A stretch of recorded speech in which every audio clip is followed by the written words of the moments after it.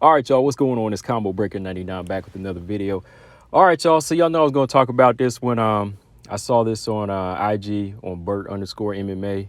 Just so y'all know, if y'all on IG, Bert_MMA, he has like several pages, and he usually posts different things like fight cancellations, fight ducks, and things like that, fight announcements, and yeah, things like that on all those pages. But this is one that definitely caught my eye, because this has something to do with the flyweight division. And Alexa Grasso, she put this out there. It actually came from this Twitter. Hold on, let me pull up the actual place that posted this as well, because I saw it on Bert_MMA, but he posted his source from MMA Latino America off of Twitter, right? So I went to Twitter and I pulled it up. Of course, it was in Spanish, so I had to pull up the translation here. But this is what they had to say about the trilogy between Grasso and Shevchenko. All right, so Alexa Grasso said in a recent interview with Legaspi, Alexa says that Valentina does not want to fight in the Sphere, and that if she continues with that refusal, the rival will be Manon Fiorot. All right, so that's according to Grasso. Last time she was interviewed, she said that, hey, Valentina doesn't look like she want to make this fight happening for the Sphere. But if she continues to turn it down, I guess she wants to move on and fight the number one contender, Manon Fiorot, right? And hey, I'm cool with that. I'm cool with that. But as y'all know, they've been talking about this. Grasso Shevchenko 3 at the Sphere. Just so y'all know, the Sphere, UFC 306. I believe the date, September 14th for Mexican Independence Day again. And that's what it's been looking like. Because right now, Grasso Shevchenko, they're filming The Tough House. And that has, they're done now. It has the premiere in a couple of weeks, or maybe three weeks, the beginning of June. So we still got to get that out of the way. And once that's done, they should be locked in to fight around August or September, right? So they're trying to shoot for that Mexican Independence Day type of date again, right? But according to Lex Grasso, Valentina's shooting them dates down, man. She don't want to make it happen at the Sphere. She's not trying to do it there this time. And I know Valentina's talked about this before. She said that she would like to do it in a neutral place.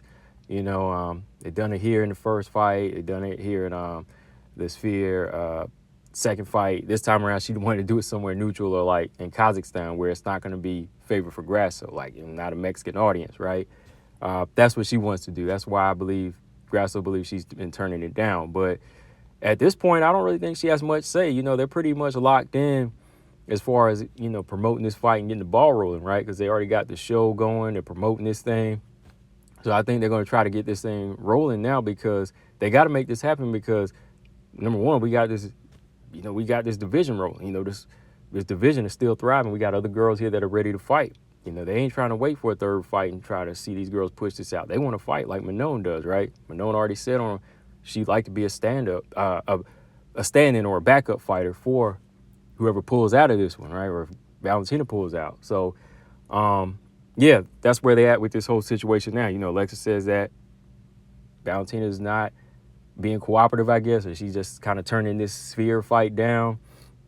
306 ain't for her. So she said, hey, if you don't do it, I want to fight somebody, and let that be Manon. I mean, shout out to Grasso for saying, hey, I'm ready to take on some competition anyway, right? So move on and fight some new blood. But my whole thoughts on this whole thing with Valentina Shevchenko, first off, I have to say, look, I kind of understand where she's coming from. She's been a long-time champion, and somebody that's been doing this for a long time, been really contributing to WMMA for years now, and they're this long-time champion. I understand where she's coming from. She wants a neutral playing ground, or she wants somewhere where she's going to get a fair shake. Because, look, I'm somebody that believes that she won the second fight, all right? I believe that she won the second fight. So I understand where her mindset is. But, number one, they're not going to give her what she wants at this point, all right? Because let's say this. The first reason why they're not going to go with, Valentina's choice as far as, you can pick the place or a neutral ground. They're going to go with 306 because, number one, this thing's about money, all right? Number one, money is always the key factor when it comes to Dana White's choices. It's all about that money, man. Like, when they look back and see when they're looking back at the numbers and seeing what the last fight did here at UFC Noche, right?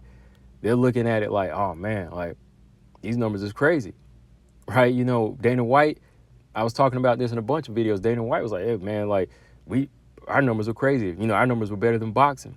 You know, if you look at how many views we done on ESPN Plus, you know, that last time out, oh man, like shoot, we gotta bring this back, right? So he doesn't really care what Valentina thinks. Like he's not thinking about, oh, the legacy she has, this and that. Like he wants to make money, and that's what this whole thing is about. So yeah, I understand where Valentina's coming from, but at the same time, you know, you're not going to get what you want. You don't really have room to make that argument at this point. You know, sadly, that's just how it is. You could be a long-time champion, you could have all the credentials, but it all comes down to what's making money, right? So they're not going to say, oh, you can pick the place. No, she's wrong on that. She's turning it down at this point. Second reason is, you know, I think that this rivalry right now coming to the end, it should kind of build something up in her to make her say, you know, okay, this whole situation ain't going my way. The judges are against me. We got to fight here again. I don't have the belt. You know, I could probably going to be the underdog in this one. Like, it should be a situation where she should appreciate that. You know, like it should be some appreciation there where she's feeling like, oh yeah, man, like all this is riding against me. I'm going into enemy territory. I'm ready. You know, this is gonna fire. This should fire her up, right? She should be like, oh yeah, this is everything I needed to get my belt back. This is gonna awaken a new hunger in me. But that's what it is. Sometimes, like champions, they get kind of comfortable and they feel like they're owed certain things sometimes, right? And there's nothing wrong with that when you lay down the groundwork, yeah. But when you lose the belt, you don't have that leverage anymore. You got to remember, Valentina's not a champion anymore. When you don't have it, then the odds are going to be against you. You know, the odds are always going to be against you from there. So you have to you kind of have to reignite that flame and, you know, redefine yourself again to the people. And that's just how it is. Like, we know what you've done and she knows what she's done at this point, but you have to look at it and say, oh man, this is still a money thing. They're going to be against me. So I'll show them that I'm still the best fighter. I'll show them that I truly won the last time. So to me, this should be her opportunity to say, oh, yeah, like, I can do this. It should awaken something to her to say, okay, this should make me kind of revamp my style and go in there and decisively whoop her, knock her out, or submit her this time, right? So I actually see it as kind of like a blessing for her, you know, to do this again, because to me, it should awaken something in her to make her say, this is what I've been waiting for. You know, I've ran through everybody else like Andrade, Chikeg, and Lauren Murphy, but this girl Grasso is really bringing something out of me now. Like, you know, she's got the fan base, she's got the backing, she's got the style that's been a thorn in my side. You know, all these different things right now that I think with Valentina, she should just be accepting this fight. You know, she should just be like, yo, 306, this pay-per-view has potential to be what? Main event?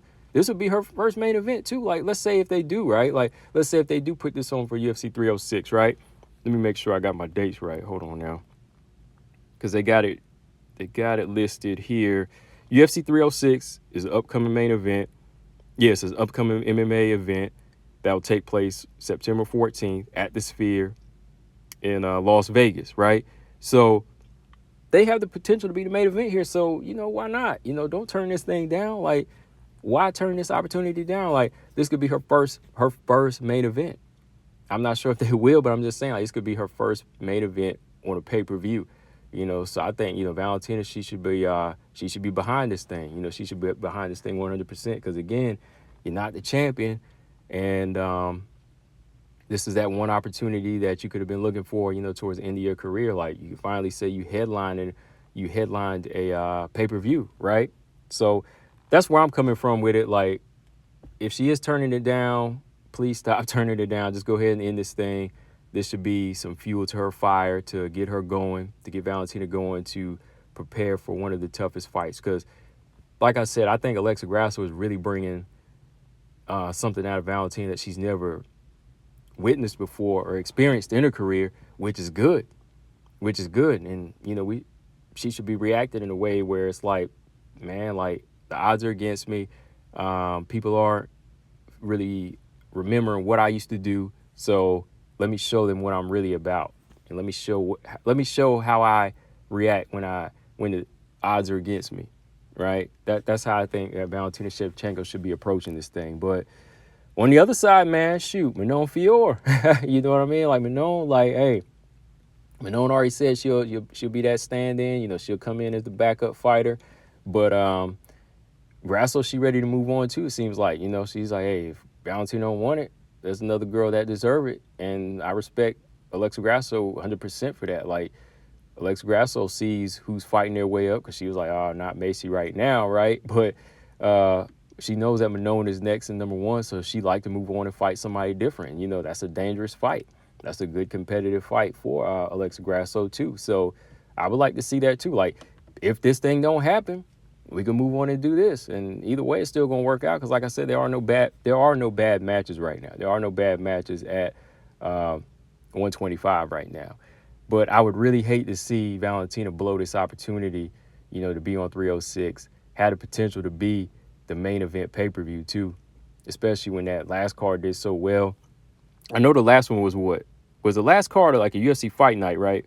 UFC notes. This is UFC notes 2, but it seems like, yeah, they're going to do this as a pay-per-view. But the last one, when they first did their, let me see here. Yeah. This will be the first ever event hosted by the Sphere.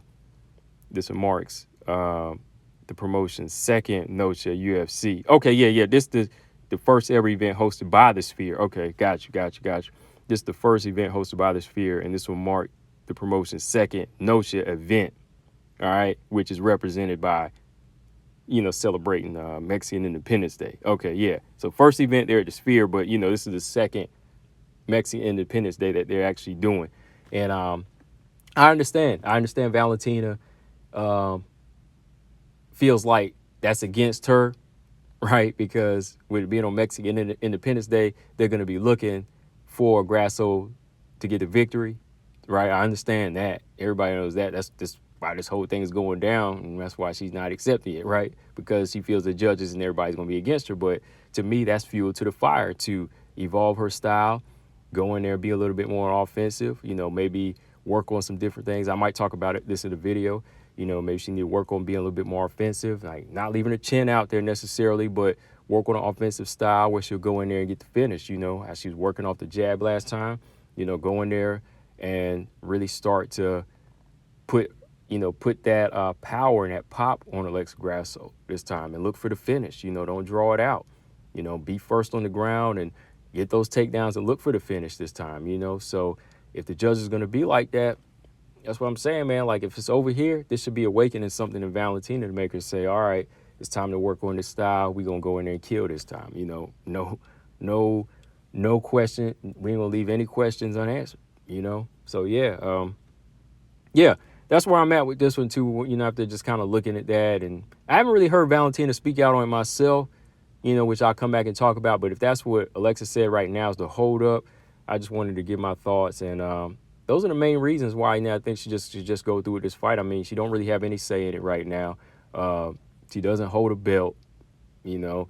And the third reason is this is opportunity to put Valentina down there with really like one of them great fighters, you know, like when you got to come back from a loss, the odds are against you. Like Ali, you know, I mean, nothing compares to like Ali's, but I'm just saying, like when Ali was down, you know, went to prison, come back, you know, had the odds against him, getting knocked out by George Foreman, getting beat by Joe Frazier, then coming back. You know, sometimes you got to evolve. Like sometimes people move on and you got to remind them, you know. So I think Valentina's just in that situation where it's perfect for her now. It's perfect for her to, you know, come back and get it. But there's always Manon, though. I want to see that fight too. But let me know, guys, what y'all think in the comment section, man. We'll probably talk some more about this later if any more comes out on it. But, you know, with this tough house rolling and, you know, with the interactions between Grasso and Valentina, I think, you know, we will be seeing this fight soon, because we got to get this thing going, y'all, because if we don't,